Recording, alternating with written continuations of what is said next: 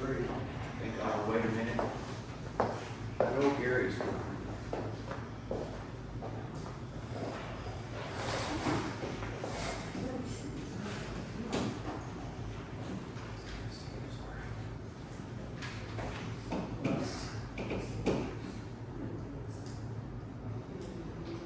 There's Sherry. All right.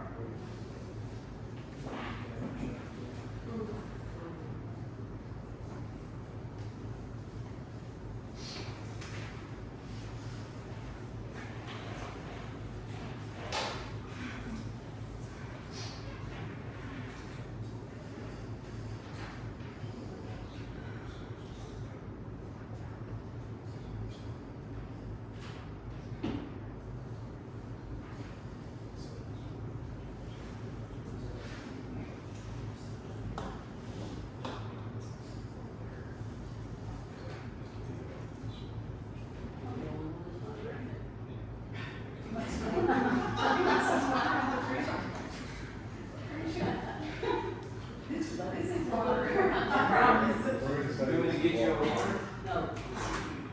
I had some on the street.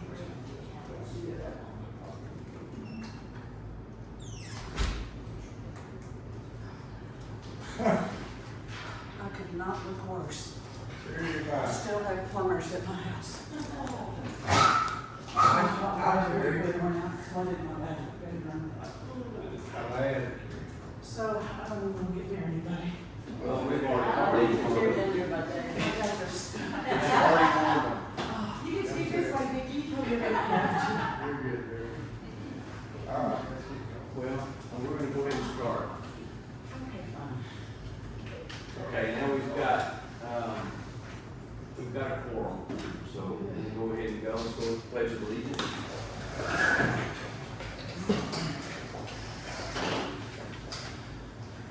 Pledge allegiance to the flag of the United States of America and to the republic for which it stands, one nation, under God, indivisible, with liberty and justice for all. Our Father, who art in heaven, hallowed be thy name. Thy kingdom come, thy will be done, on earth as it is in heaven.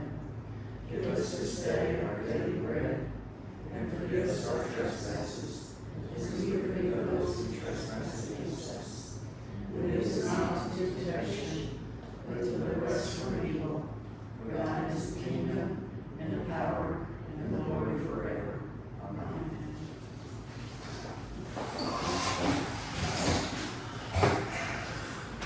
Okay.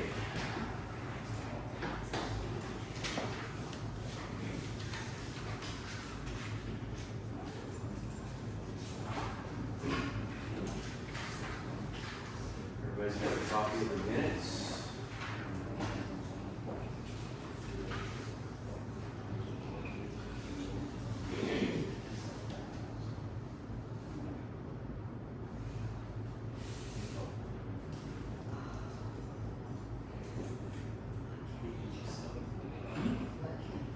I've read the minutes and seen no changes necessary.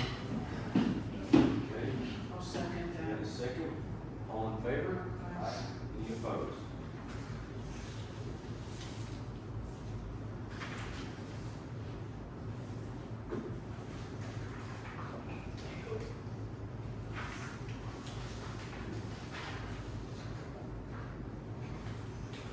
Any new residents?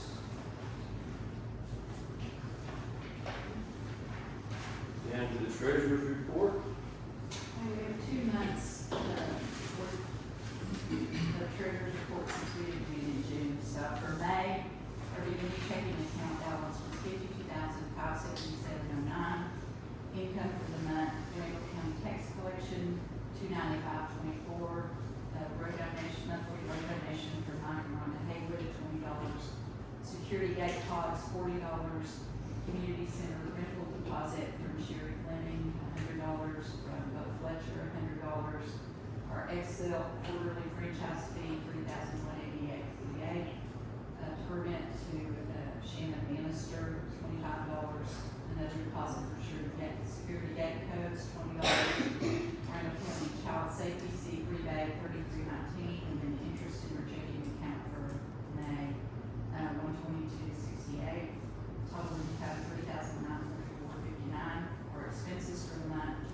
A1 Rocket Industry, the spring cleanup for 2 roll-offs, $699.75. AW Broadband for our internet for the community center, $25. Excel for the safety light gate, $25.95. Excel for the community center electric bill, $59.48. Safety light for, May, $25.32. Excel for the community center for May, $56.26. There's 2 months on here because we changed over the checking account in April. The late fee due to the switch over the bank accounts, $427 to Excel. Constant Contact is our email service, $12.65. Transfer to savings for the security data card collections, $4,670. So our total expenses for the month, $5,558.68. Our net income for the month of May, $908.68. Our savings accounts, our ending balance was $50,499.43. Savings account balance, starting May the 1st was $5,299.59. Interest, $22.34 for the month. And then this is the transfer for checking to savings for the security gate costs, $4,670. So our ending balance for the savings account for May, $9,921.93. Any questions? Okay, do we have a motion? I'll make a motion to accept the treasurer's report as read. I'll second it. All in favor? Aye. Any opposed? Pay for the month of June, our beginning balance, $50,943. Income for the month, Randall County tax collection, $190.71. Martin Run Davis, monthly road donation, $20. Security gate costs, $40. Randall County child safety seat rebate, $40.85. Interest for the month of June, $105.78. Our total income for the month of June was $397.34. Our expenses, AW broadband for internet, $25. Safety light for the gate, $23.67. Community center, $54.56. Constant contact, $12.65.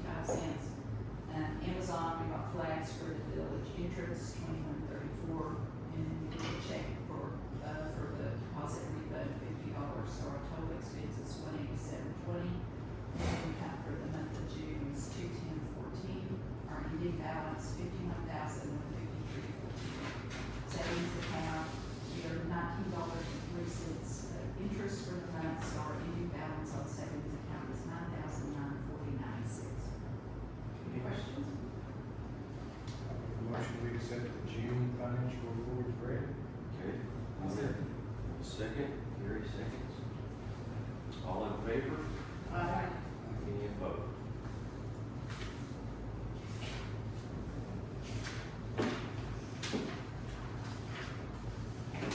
Okay, we're gonna move down to the fire department. So we put our new air packs in service. We received all our new air packs, bottles, and masks. They're all on the truck and in service now. We guys start getting trained on, we get pretty much over here pretty quick, so, which is a good thing. We had 2 calls last month. We had a fairly decent turnout for Dennis's retirement party, so thank you for all that showed up. Thanks for letting us use the community center. Much appreciated. Derek's got the treasury report for that. Yeah, it's incomplete, because they're running out of time, but, it's got the information in there, there's just some formula errors, so I'll email you the revised copy once it's final. It does have the permanent information in there though. You'll see on the first page that the only, budget expense we had was the sweet deals. That one did not come through, we don't have a repeat, and I based this off of last year's actuals, so it's just something I did last year and did not go through this year. The big item is our air packs, $29,814. So we had a net total for the month, including, utilities, $29,972.64, with a checking balance of $6,136.33, and a savings balance of $5,949. That's all I got. I'll email the West copy once I get it off to finalize.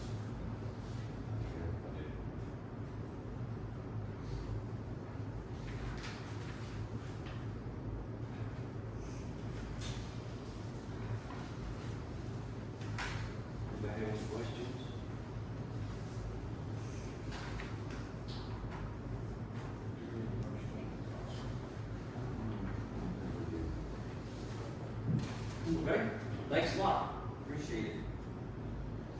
Kelly, one for building committee report. There was no report generated for May or June on the building committee. The permit, there was one permit made to Denton Bannister, at 111 Skokie for a septic permit.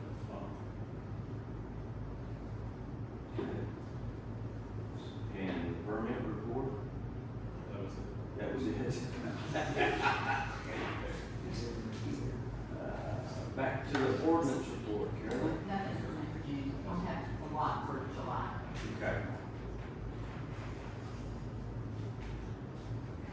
And the floodplain. No floodplain, something else, no floodboard. Okay, we're gonna move down, we found out we were kind of violation, of the law of, the checking account for the fire department. So we are going to, discuss and take action on moving checking account and adding Carolyn, Darren Hodgkins, and Derek Rogers to the signature card. So we just need to make a motion, because it does need to be reflected on the minutes for the bank to move it. And, that's about it on that one. Do we have a motion? I'm gonna go to the, set that. Okay, you have a second? I'll second it. Man, you bet, there was a, when I got my name put on the account at Wells Fargo, they said any change to that, so I suppose we'll need a motion as well to be in the minutes. Okay. Presents. All right. Thank you. I make a motion to close the Wells Fargo account and move to Amarillo National. Okay, all in favor? Aye. Any opposed? All right, Anybody say? that'll be reflected in the minutes, so we can get that. I'll second that.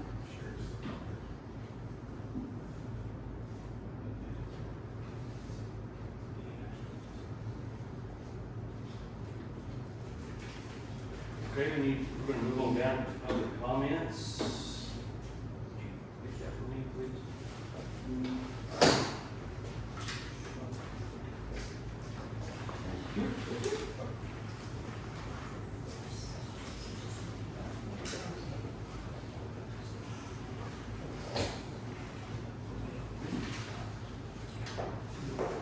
Karen?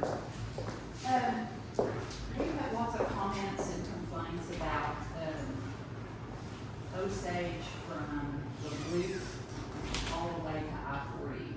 And have talked with several council members at the city of Amarillo. And we've got a report from the new city manager that says we have identified Osage as a location for a new road project. There have been multiple utility projects over the last 2 years, and the result is the patchwork road we have today with some septic failures related to those projects. The utility division will be paying for the construction cost of the road, the construction cost of the road. The contract is moving forward with procuring the design. Best case scenario, we anticipate the award of the engineering contract by the Amarillo City Council in August. Designing and bid phase will take just over a year with construction to follow. In the meantime, the engineers are coordinating specific patches and repairs with the street department. So at least a year before they can start, other than patch spots.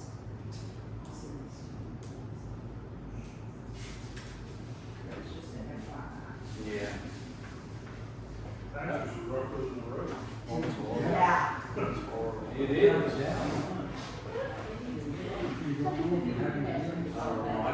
I just go down Washington. I just avoid it. Whole lot better.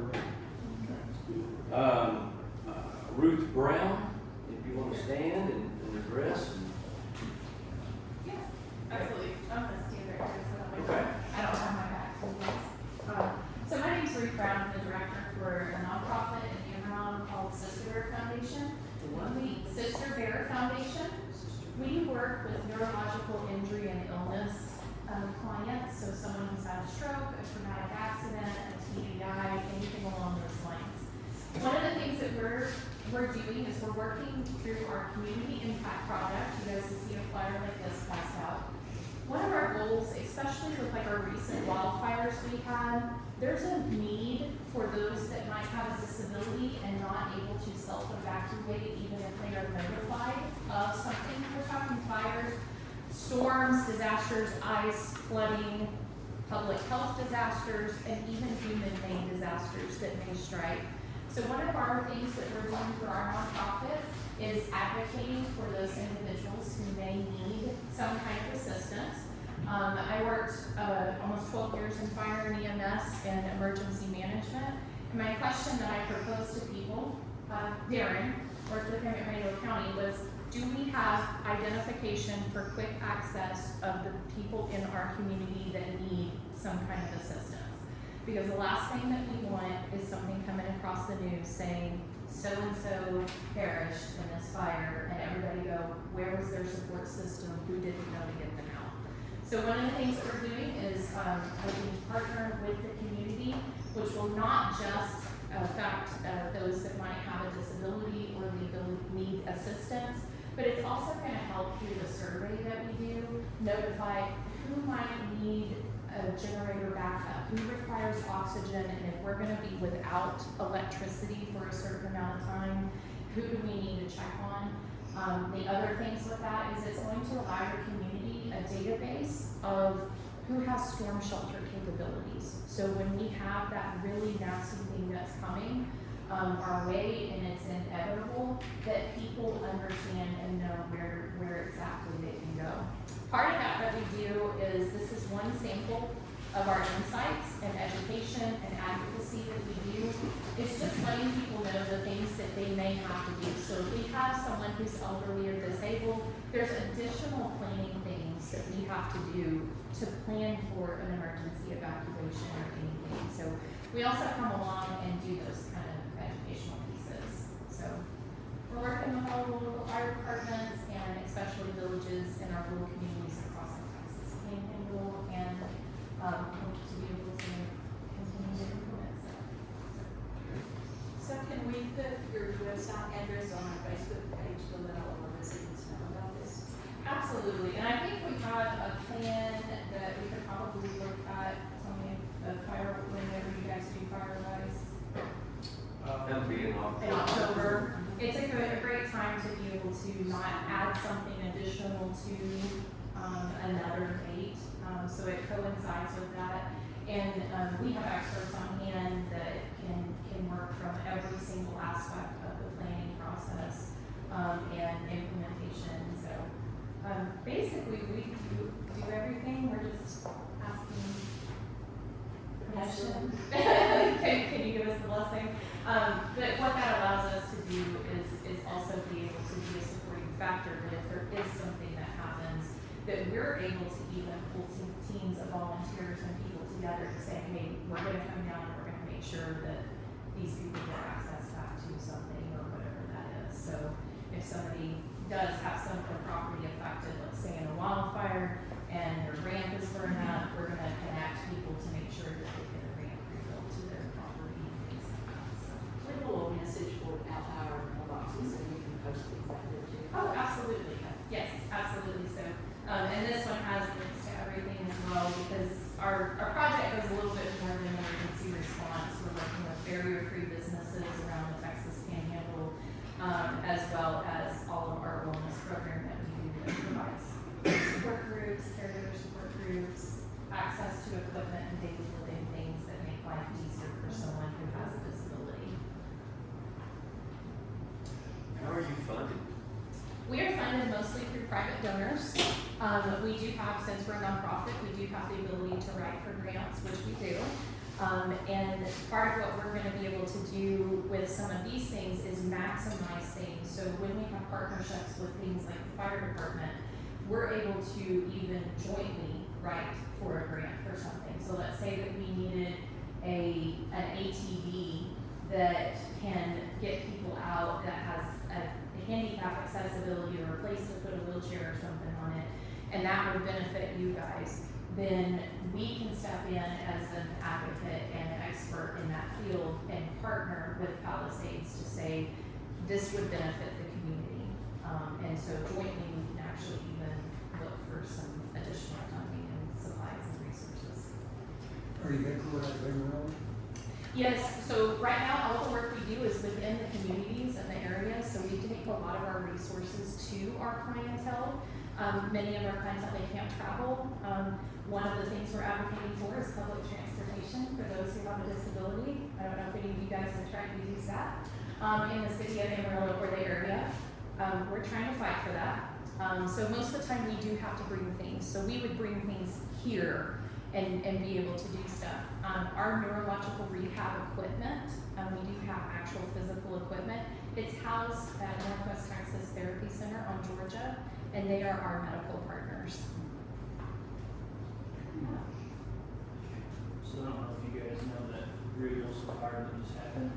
One of the fatality victims was the guy that orders someone that has leg broken, and nobody checked on him, and he perished in that. Is he the guy that's in his car or something? No. No, he tried to walk up the hill. I actually talked with his daughter.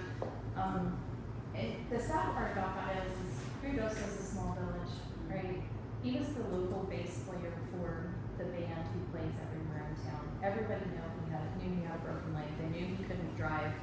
He unfortunately perished walking up the hill trying to get away from his house.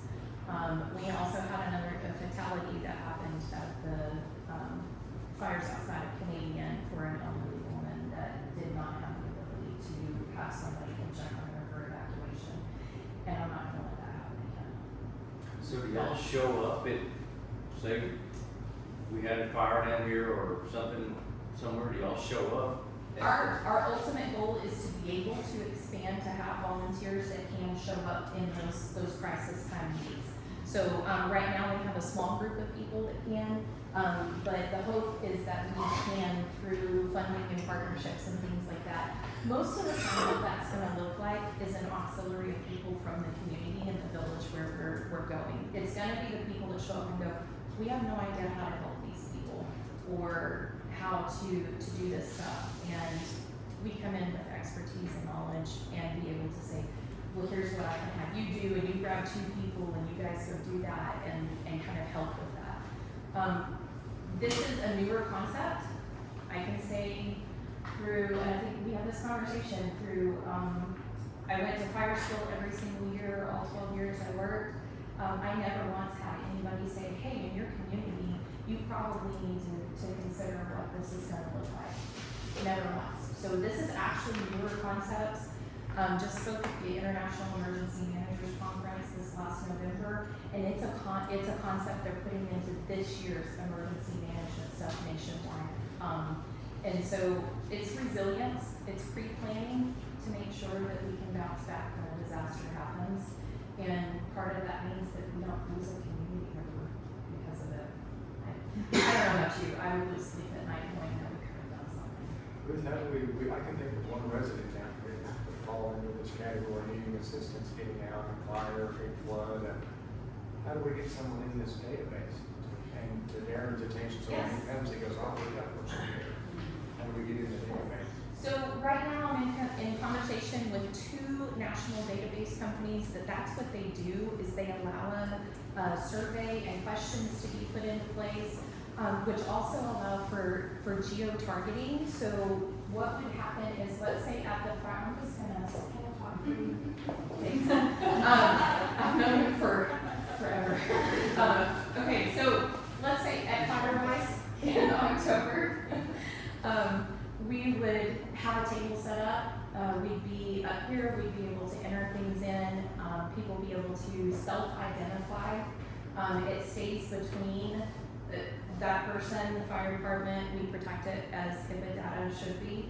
But at that point, we get that survey data and questionnaires, and we're able to take the addresses. He's able to actually geo-point on that map where those places are, and we can even color code to put storm shelters, need for oxygen, power supplies, somebody who doesn't have transportation and needs some kind of assistance to get out. what will initially happen is, let's say that we are gonna have a flash flood situation, which you guys know how long that takes, it's very quickly. But if we have anticipation that we're getting to that point that this is going to happen and we need to get people out that might need medical care, people that the home health care nurse is not gonna be able to make it in, we need to get that person out. One of those things to do is he's gonna immediately have this map of stuff. So even if we don't have a team of people here, he's got a team of people where he can go, I need you guys to go get Mrs. Smith, you know, and we all show up as a community. You know, I know how that works.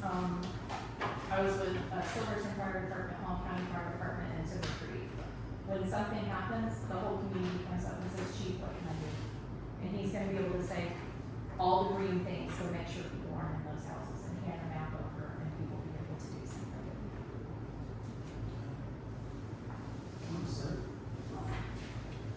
It's a big project and it's gonna take communities like you guys saying, yes, we want to protect our people. And it's gonna be watching. Do you want us writing into a fire wants to announce this? Does it, and hear you, or? I think Firewatch would just, I mean, if people wanna start looking it up, Survey's not active or anything. no, but So- I think if, you know, Firewatch would be kind of the, like your big, So this part right here, this community impact project, this has a lot of different little pieces to it, and so this is what this falls under, is, community impact project. And, people can reach out, this will take them to the, you know, website, and they can reach out on there, with any questions, or if they wanna help, or they wanna be a part of something, or. I think Firewatch would be just kind of a big. See, we do that with Timber Creek. So that'd be good. Would you like me to talk to Eddie about it? Okay. Yeah, I'll get with Eddie and, see about where he wants to. Brian. see them. Griffin is the mayor over there. He's real active in it. He has a lot of trouble getting any other people to respond, but So he's our, I'm sorry. I said, he Yeah, comes. our founder, this is Julie Granger, she's the founder of the organization, she actually lives in Timber Creek, so. Okay.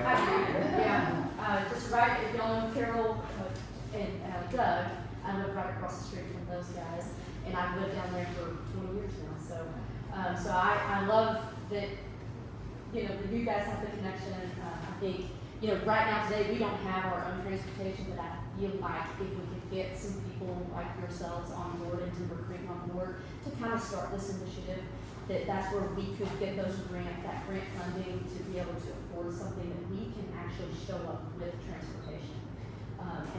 So I'm excited and happy that you guys are willing to listen and hear us. Ruth is our director, and she's been amazing and has a great mind and, I don't know, just a passion for this particular service. So I love it. My daughter was in a car accident, so this is kind of how Sister Bear Foundation came about. We're pretty new. We're coming up on our 6th annual event at the end of September, which is Sporting Clay Shoot, which will be at Inwell Gun Club this year. Which is how we get most of our funding. That is our biggest fundraiser. So for shooters. Yeah, so then all that information is also on our website, so if you know anyone that would like to participate in that, we'd really love that. But she is paraplegic, she was almost 17 when that accident happened, and, she's my inspiration of why I realized that we don't have the resources here in our area, because her and I traveled for 7 months every week to go get specialized equipment and things that would help her, because she's so young, to be able to continue with long-term health and wellness as a paraplegic. So thank y'all for having us, and we really appreciate what you guys have been able to talk through. Thank you. Thank you.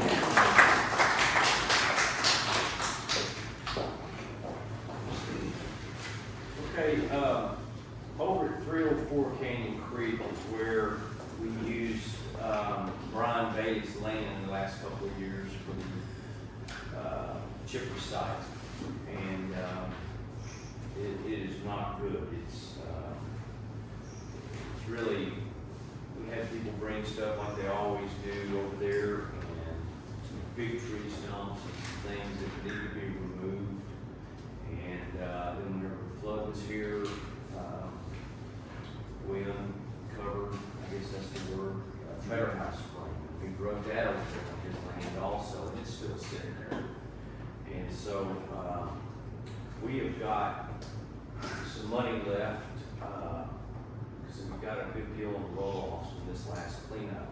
So we've still got some money from the April cleanup budget, and so we are going to,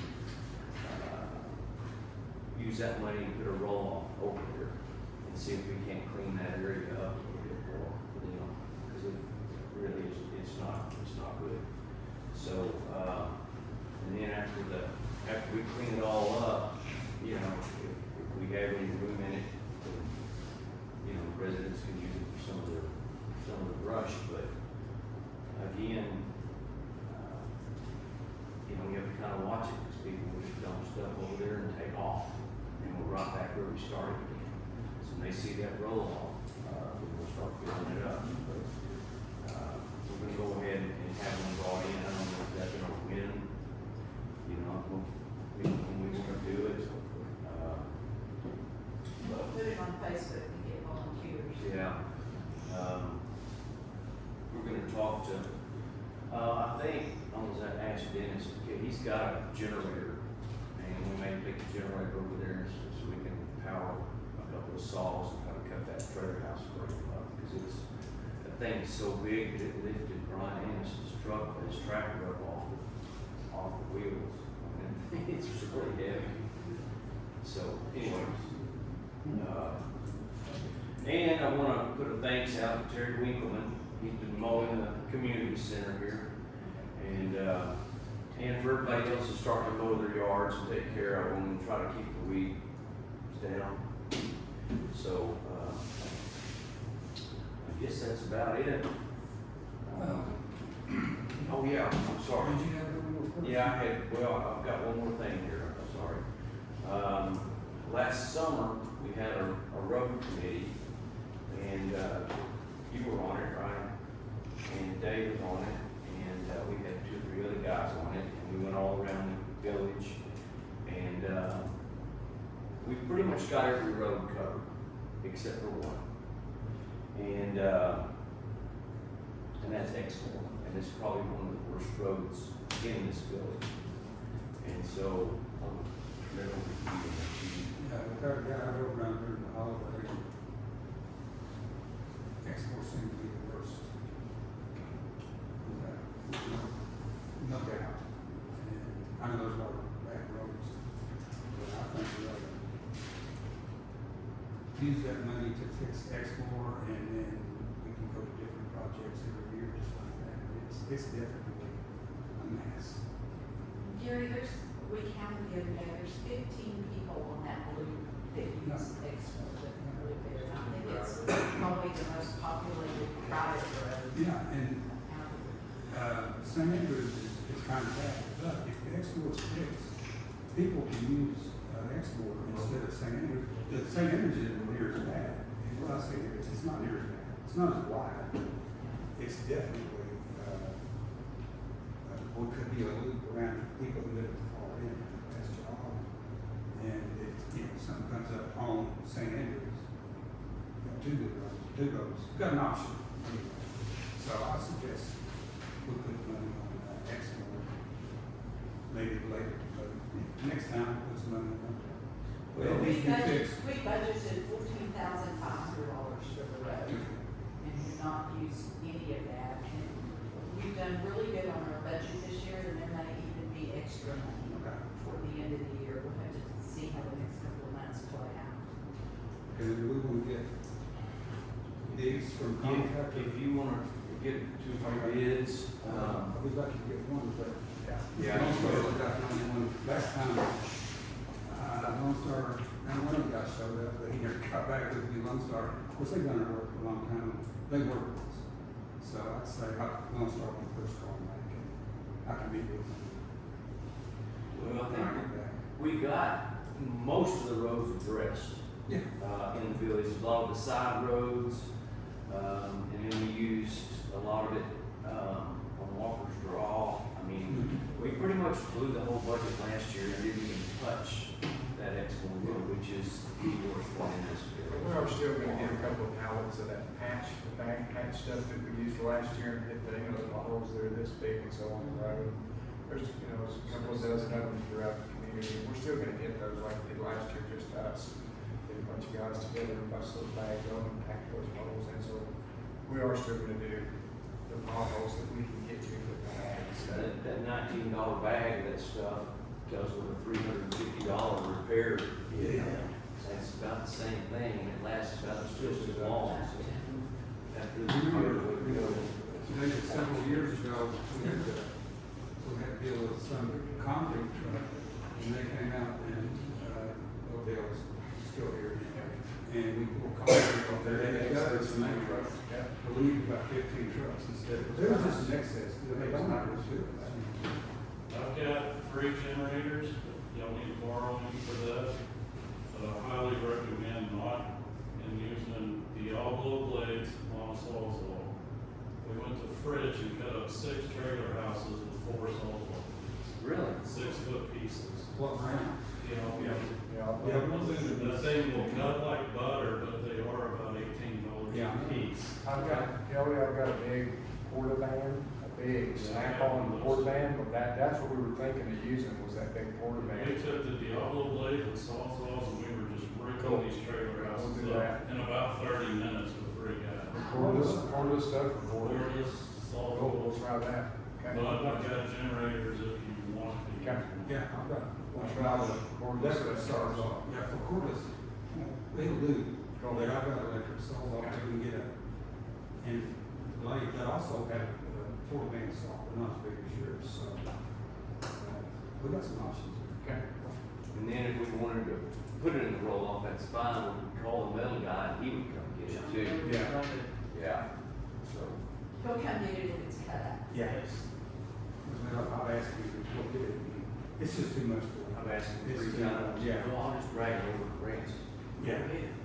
That's what he said. We were cutting them quicker with the sawzall blade than we were grinders. Wow. With cut-off bills, they weren't having to deal with the sparks and. We'll try that at first. Thanks. I'll bring my saws on and go get it. And Brian also offered to go ahead and pay for somebody to mow it too, because it's pretty bad. And so, I contacted Marty and Marty and him are gonna get together and see if they can mow it down. Brian, my son, I'm still with us, she's at for 2 or 3 years. I've got one of those, push weed. Okay. It's real good, so. I think that much we there. Okay, we have a second? I'll second. All in favor? Any opposed? All right, thanks, everybody.